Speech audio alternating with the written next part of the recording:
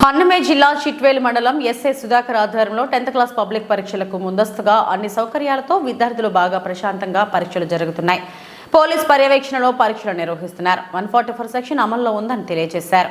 ప్రజలు నలుగురు మనుషుల కంటే ఎక్కువ మంది ఒకే చోట ఉండకూడదని పబ్లిక్ తెలియజేశామని Chitvel SI 3RR news media ముఖంగా తెలిపారు.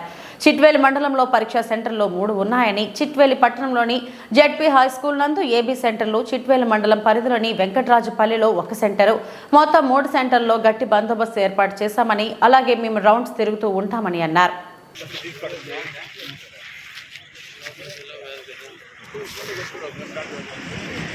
సార్ నమస్తే, మీ పర్యవేక్షణ ఎలా జరుగుతున్నాయి? పబ్లిక్ ఎగ్జామ్స్ 144 అమల్లో ఉంది.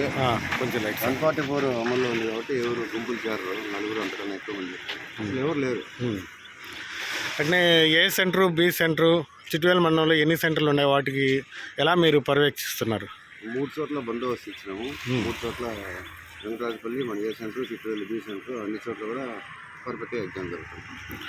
అలాగని వాళ్ళకు పిల్లలు వసతి సౌకర్యాలు కూడా ఉన్నాయా?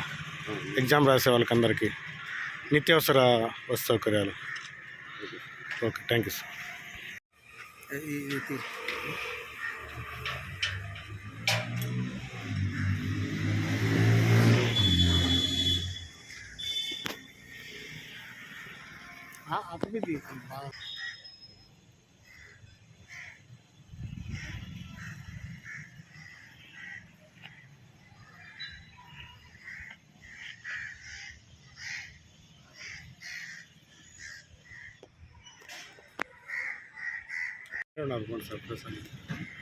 ఇదే మార్చుకోవాలి. వీడియో పక్క తిరుగుతాను.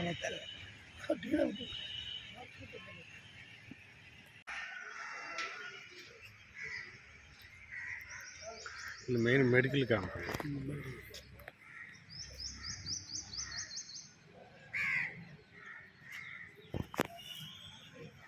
అది